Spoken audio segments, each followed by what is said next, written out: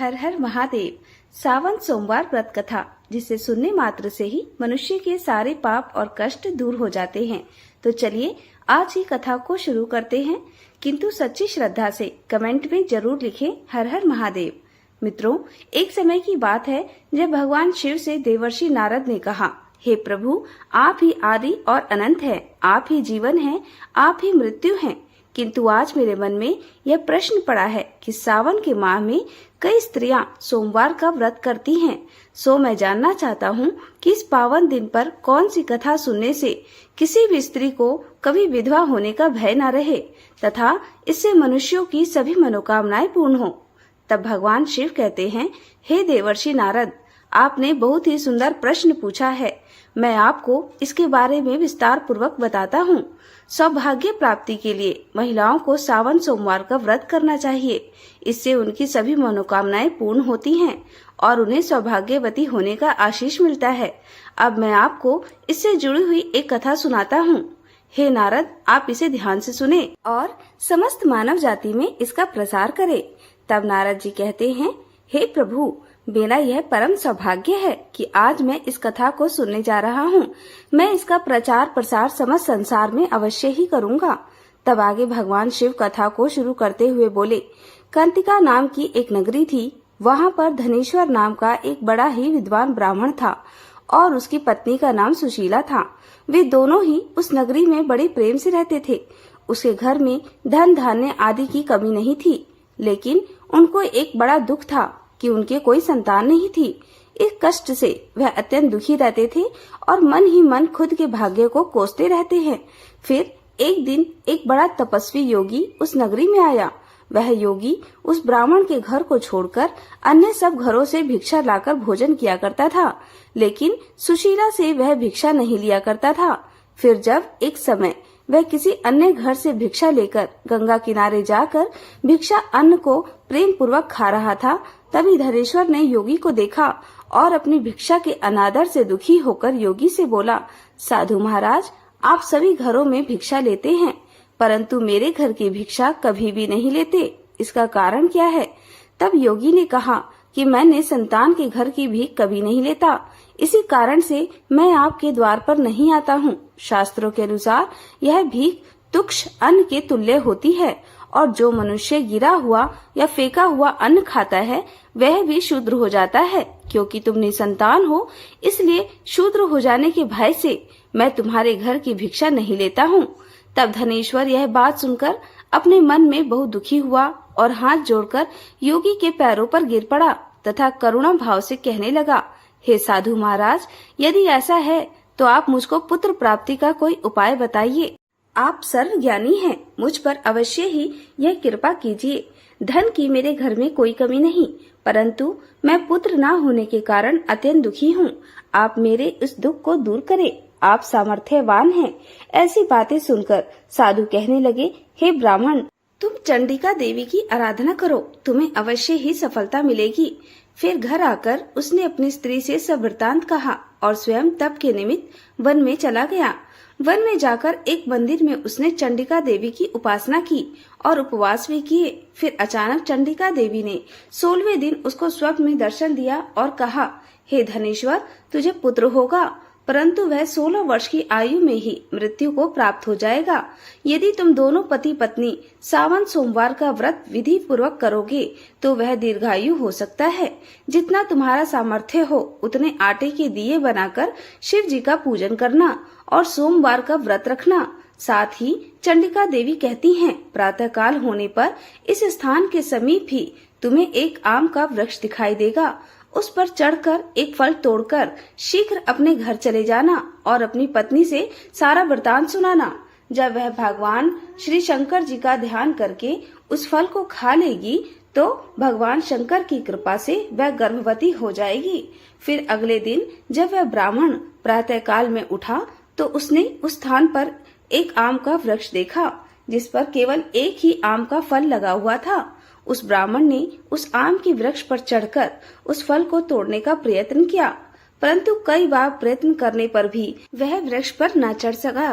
तब उस ब्राह्मण को बहुत चिंता हुई और वह विघ्न विनाशक श्री गणेश जी की प्रार्थना करने लगा और बोला, हे दयानिधि लंबोदर, अपने भक्तों के विघ्नों का नाश करके उनके मंगल कार्य को करने वाले, दुष्टों का नाश करने वाले, रिद्धि सिद्धि को देने वाले, आप मुझ पर कृपा करके इतना बल दें कि मैं अपने मनोरथ को पूर्ण कर सकूं। इस प्रकार गणेश जी की प्रार्थना करने पर उनकी कृपा से धनेश्वर वृक्ष पर चढ़ गया और उसने एक अति सुंदर आम का फल देखा। उसने विचार किया कि जो वरदान से फल मिला था वह यही है और कोई फल दिखाई नहीं देता है। उस धनेश्वर ब्राह्मण ने जल्दी से उस फल को तोड़कर अपने घर वापस आकर अपनी स्त्री को लाकर दिया। तब उसकी स्त्री ने अपने पति के कथनानुसार उस फल को खा लिया। मित्रों, अब समय के अनुसार ब्राह्मण धनेश्वर की पत्नी फल खाने से भगवान शिव के आशीर्वाद के कारण गर्भवती हो गई। देवी माँ की असीम कृपा से उसे एक अत्यंत सुंदर पुत्र की प्राप्ति हुई, जिसका नाम उन्होंने देवीदास रखा। माता पिता के हर्ष और शोक के साथ वह बालक शुक्ल पक्ष के चंद्रमा की भांति बढ़ने लगा और देखते ही देखते युवावस्था को आया। माँ भवानी की कृपा से वह बालक बहुत ही सुंदर, सुशील और पढ़ने में बहुत ही निपुण हो गया।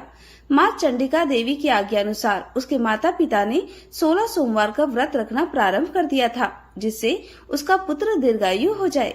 16वां वर्ष लगते ही देवीदास के माता पिता को बड़ी चिंता हो गई कि कहीं उनके पुत्र की इस वर्ष मृत्यु ना हो जाए। इसलिए उन्होंने अपने मन में विचार किया कि यदि वह दुर्घटना उनकी आंखों के सामने ही हो गई तो वे कैसे सहन कर सकेंगे, उनके तो प्राण ही निकल जाएंगे।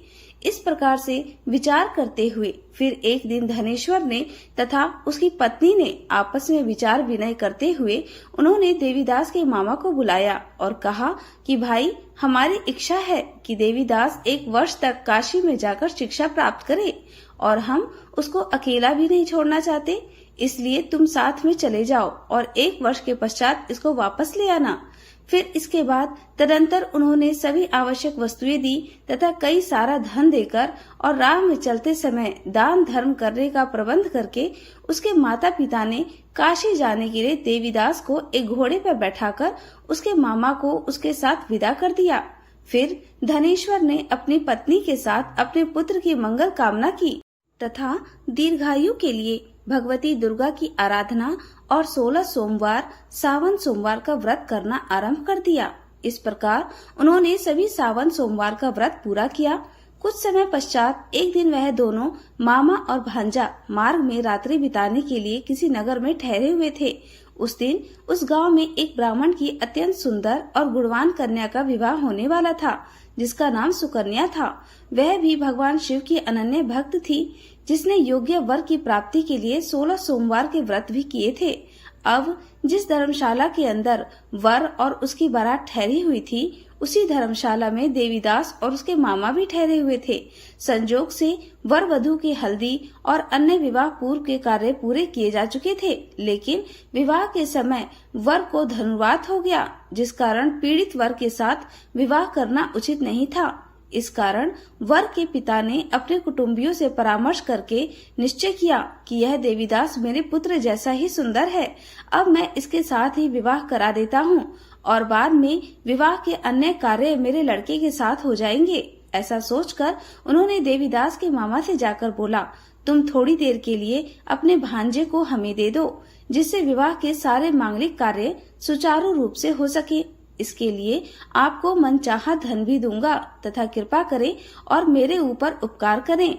मैं बड़ी उम्मीद से आपके पास आया हूँ। इतना कहकर वह शांत हो गया। तब उसका मामा कहने लगा कि ठीक है, जो कुछ भी कन्यादान के समय वर को मिले वह सब हमें दे दिया जाए तो मेरा भांजा इस बारात का दूल्हा बन जाएगा। यह बात वर के पिता ने स्वीकार कर ली और उसने अपने भांजे को वर बनने के लिए भेज दिया और उसके साथ सब विवाह कार्य रात्रि में विधि पूर्वक संपन्न हो गया। किंतु जब वर और वधू को अपने कक्ष में भोजन के लिए बैठाया, तब देवीदास उस अनजान स्त्री अर्थात जो अभी भी उसकी पत्नी बन गई थी, वह तो उसके साथ वह भोजन न कर सका और अपने मन में सोचने लगा कि ना जाने यह स्त्री कैसी होगी। वह एकांत में इसी सोच में पड़ गया तथा उसकी आंखों में आंसू आ गए। तब वधू ने आश्चर्य के साथ पूछा कि अजी, क्या बात है, आप इतने उदासीन व दुखी क्यों हो रहे हैं? आज तो हमारा विवाह हुआ, इतने अच्छे शुभ अवसर पर आप दुखी हो रहे हैं, क्या आप मुझे पसंद नहीं करते हैं? क्या यह विवाह आपकी इच्छा के विरुद्ध हो रहा है? कृपा करें और कुछ तो कहिए जी। तब उसने सब बातें जो वर के पिता व उसके मामा में हुई थी उसको बता दी। तब कन्या कहने लगी कि यह ब्रह्म विवाह के विपरीत कैसे हो सकता है? देव, ब्राह्मण और अग्नि के सामने मैंने आपको ही अपना पति बनाया है, इसलिए आप ही मेरे पति हैं। मैं सदैव आपकी ही पत्नी रहूंगी। मृत्यु को अपना लूंगी, पर किसी अन्य की कदापि नहीं। तब देवीदास ने कहा, ऐसा मत करिए, क्योंकि मेरी आयु बहुत कम है। मेरे पश्चात आपकी क्या गति होगी? इन बातों को अच्छी तरह सोच लो। परंतु वह स्त्री दृढ़ विचार वाली स्त्री थी, इसलिए वह बोली कि जो आपकी गति होगी वही मेरी भी गति होगी। हे स्वामी, आप उठिए और भोजन करिए, आप निश्चय ही भूखे होंगे। इसके बाद देवीदास और उसकी पत्नी दोनों ने भोजन किया तथा बाकी रात्रि वे दोनों एक साथ सोते रहे। प्रातःकाल देवीदास ने अपनी पत्नी को 3 नगों से जड़ी हुई एक अंगूठी दी, एक रुमाल दिया और बोला, हे प्रिय, इसे लो और संकेत समझकर स्थिर चित्त हो जाओ। मेरा मरण और जीवन जानने के लिए एक पुष्प वाटिका बना लो, उसमें सुगंधी वाली एक नव मल्लिका लगा लो, उसको प्रतिदिन जल से सींचा करो और आनंद के साथ रहो तथा उत्सव मनाओ। जिस समय और जिस दिन मेरी मृत्यु होगी यह फल सूख जाएंगे और जब यह फिर हरे हो जाए तो जान लेना कि मैं जीवित हूँ। यह सारी बातें समझाकर वह चला गया। सुबह होते ही वहाँ पर गाजे बाजे बजने लगे और जिस समय विवाह के कार्य समाप्त करने के लिए वर तथा सभी बाराती मंडप में आए तो कन्या ने वर को भली प्रकार से देखकर अपने पिता से कहा कि पिताजी, यह मेरा पति नहीं है। मेरा पति वही है जिसके साथ सत्र में मेरा प्राणी ग्रहण हुआ था। इसके साथ मेरा विवाह नहीं हुआ है। यदि वह वही है तो बताए कि मैंने इसको क्या दिया। मधुपर्क और कन्यादान के समय जो मैंने भूषण आदि दिए थे उन्हें दिखाएं तथा रात में मैंने क्या गुप्त बातें कही थी वह सभी सुनाएं। पिता ने उसे कथनानुसार वर को बुलवाया गया। कन्या की यह सब बातें सुनकर वह कहने लगा कि मैं कुछ नहीं जानता। इसके पश्चात लज्जित होकर वह वहाँ से चला गया और सारी बारात भी अपमानित होकर वहाँ से लौट गई। भगवान शिव बोले, हे नारद, इस प्रकार देवीदास काशी में भिक्षा लेने के लिए चला गया। जब कुछ समय बीत गया तो काल से प्रेरित होकर एक सर्प रात्रि के समय उसको डसने के लिए वहाँ पर आया।